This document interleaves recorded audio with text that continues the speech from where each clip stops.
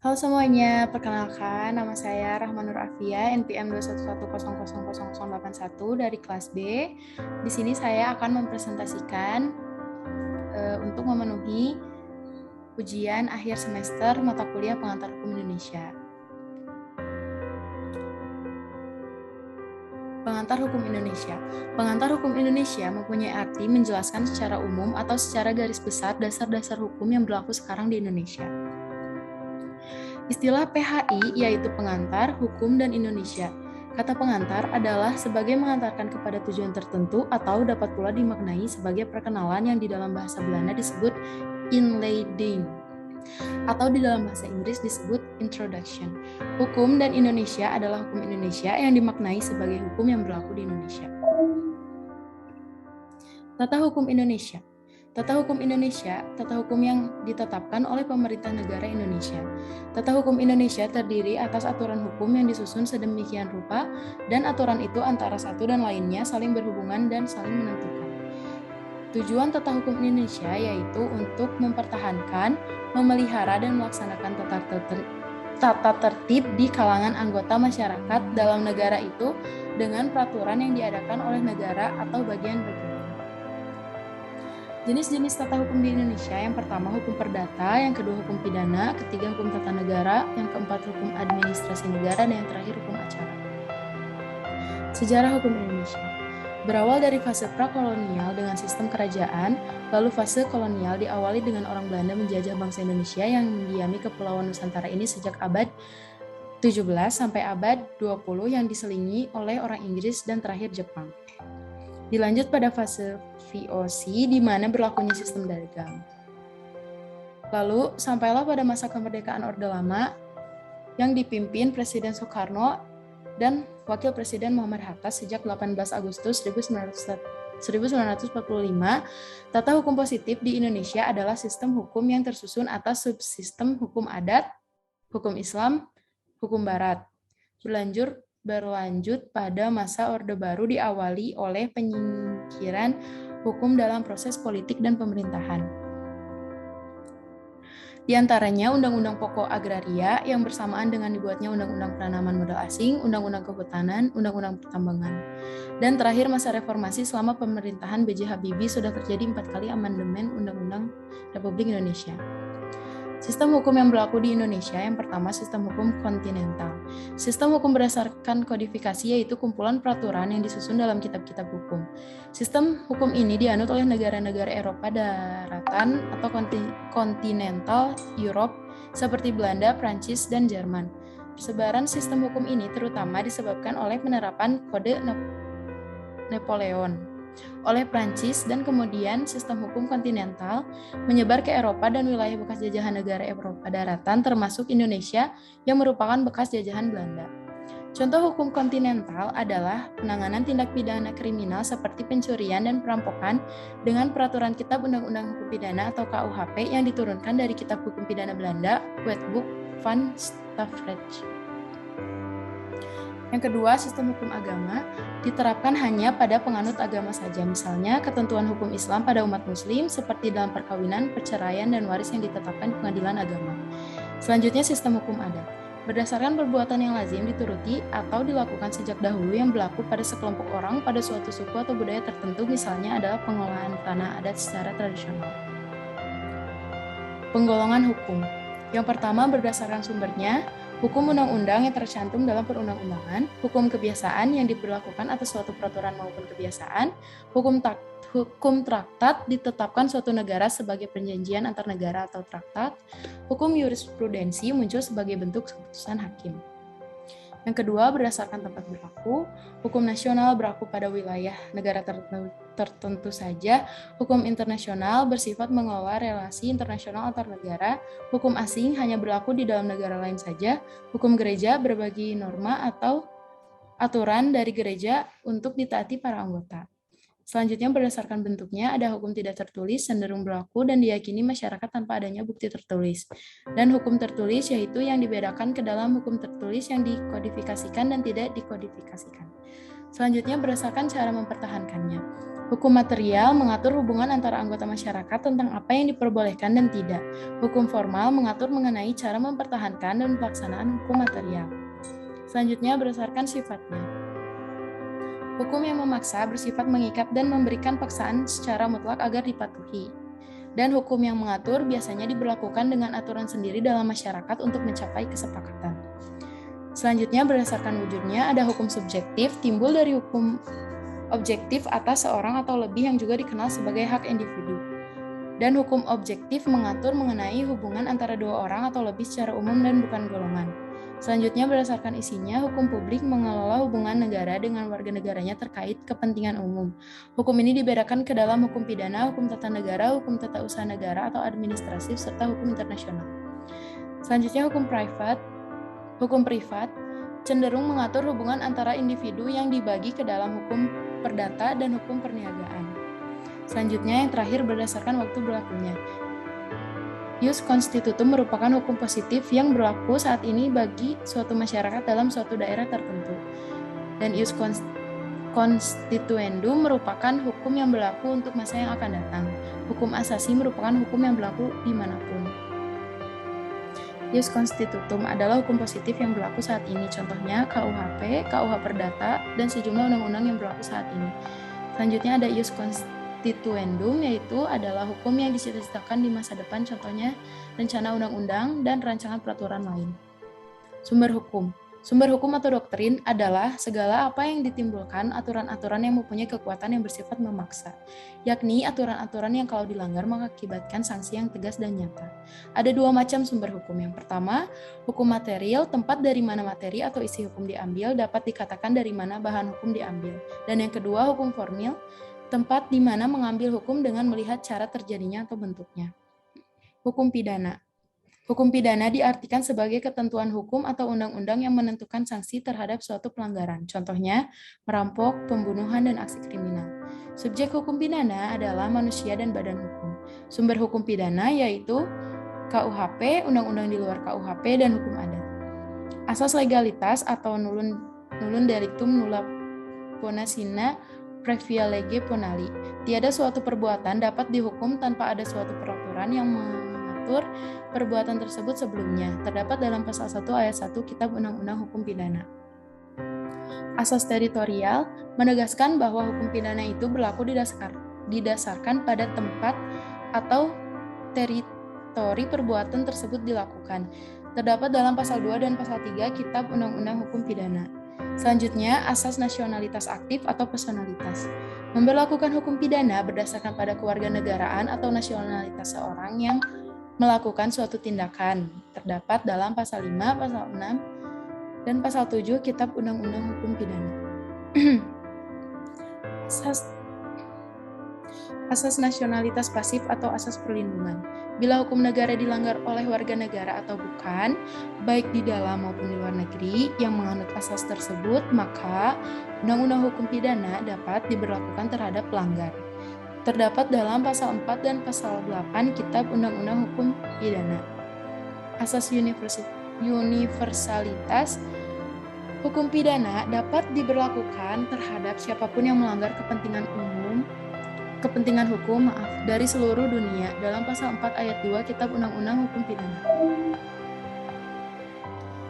Selanjutnya hukum perdata. Hukum perdata merupakan semua hukum privat material berupa segala hukum pokok mengatur kepentingan perseorangan, menurut Profesor Subekti. Bagian hukum perdata yaitu hukum tentang diri seseorang, hukum keluarga, hukum kekayaan, dan hukum waris. Sumber hukum perdata yang pertama, Allgemeine Bepalingen van Wetgeving atau AB. Yang kedua, Burgerlijk Wetboek atau BW atau Kitab Undang-Undang Hukum Perdata, ketetapan produk hukum dari Hindia Belanda yang berlaku di Indonesia berdasarkan asas konkordanti. Kitab Undang-Undang Hukum Dagang atau Wetboek van Koophandel atau WVK. Undang-Undang Nomor 5 Tahun 1960 tentang Pokok Agraria. Keberadaan undang-undang ini mencabut berlakunya buku kedua KUHP yang berkaitan dengan hak atas tanah kecuali hipotek. Undang-undang agraria secara umum mengatur mengenai hukum pertanahan yang berlandaskan hukum adat. Selanjutnya, UUG nomor 16 tahun 2019 Jo nomor 1 tahun 1974 tentang perkawinan, Undang-Undang nomor 4 tahun 1996 tentang hak tanggungan terhadap tanah dan benda berhubungan dengan tanah, Undang-Undang nomor 42 tahun 1999 tentang jaminan fidusia, Undang-Undang nomor 24 tahun 2004 tentang lembaga jaminan simpanan, dan terakhir Inpres nomor 1 tahun 1991 tentang komplikasi hukum Islam. Hukum perdata berdasarkan fungsinya. Yang pertama adalah material, mengatur kepentingan perdata. Sumber hukum material adalah tempat dari mana materi hukum itu diambil. Dan yang kedua, formil, mengatur bagaimana cara seseorang mempertahankan haknya apabila dilanggar oleh orang lain. Sumber hukum formil merupakan tempat memperoleh kekuatan hukum. Ini berkaitan dengan bentuk atau cara yang menyebabkan peraturan hukum formal itu berlaku. Asas kebebasan berkontrak. Artinya, setiap warga negara bebas membuat kontrak diatur dalam pasal 1338 ayat 1. Semua perjanjian yang dibuat secara sah berlaku sebagai undang-undang bagi mereka yang membuatnya. Asas kepribadian, tidak ada seorang pun dapat mengikatkan diri atas nama sendiri atau meminta ditetapkannya suatu janji melainkan untuk dirinya sendiri. Pasal 1338 ayat 1 KUHP. Dan selanjutnya asas konsensualisme, artinya para pihak yang mengadakan perjanjian itu harus sepakat, setuju, atau seia sekata mengenai hal-hal yang pokok dalam perjanjian yang diadakan itu. Diatur dalam pasal 1320 KUHP. Hukum tata negara. Hukum yang mengatur organisasi daripada negara. Kesimpulannya, bahwa dalam organisasi negara itu telah dicakup sebagaimana kedudukan organ-organ dalam negara itu, hubungan, hak, dan kewajiban, serta tugasnya masing-masing. Sumber hukum formil HTN, yaitu Undang-Undang Dasar Negara Republik Indonesia tahun 1945, ketetapan Majelis Permusyawaratan Rakyat Republik Indonesia, undang-undang atau peraturan pemerintah pengganti undang-undang, undang-undang atau perpu, peraturan pemerintah, peraturan presiden, peraturan daerah, provinsi, dan peraturan daerah kabupaten atau kota. Sumber hukum material HTN, dasar dan pandangan hidup bernegara, kekuatan-kekuatan politik yang berpengaruh pada saat merumuskan kaidah-kaidah HTN, dan doktrin-doktrin ketatanegaraan. Ada pula asas-asas dalam hukum HTN, yaitu asas kedaulatan rakyat. Kedaulatan rakyat artinya kekuasaan itu ada di tangan rakyat, sehingga dalam pemerintahan melaksanakan tugasnya harus sesuai dengan keinginan rakyat. Asas Pancasila merupakan prinsip dasar dan utama dalam kehidupan negara Indonesia. Pancasila dijadikan pedoman hidup dan memiliki 5 butir nilai yang mana aturan manapun termasuk undang-undang harus mengikutinya. Asas negara kesatuan merupakan prinsip dasar bahwa suatu negara tersebut merupakan negara berdaulat sebagai satu kesatuan. Negara kesatuan menjadikan suatu pemerintahan pusat adalah puncak dari segala pemerintahan dan kekuasaan yang ada dipilih oleh pemerintahan pusat. Hukum administrasi negara, yaitu keseluruhan peraturan yang mengatur tentang aparatur pemerintah dalam melakukan berbagai aktivitas atau tugas-tugas negara, guna mencapai tujuan yang telah ditentukan. Subjek hukum administrasi negara, yaitu yang pertama pegawai negeri, yang kedua jabatan-jabatan, yang ketiga dinas-dinas publik, badan usaha milik negara atau daerah, yang keempat daerah, kabupaten atau kota dan provinsi, dan yang terakhir negara.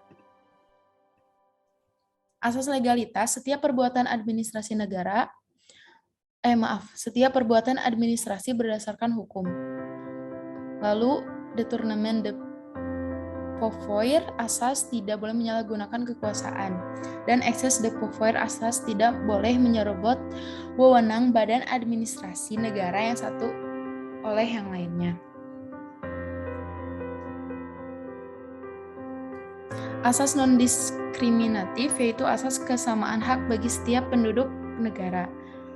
Asas kebebasan, kepada badan-badan administrasi negara diberikan kebebasan dalam menyelesaikan masalah yang menyangkut kepentingan umum bangsa dan negara.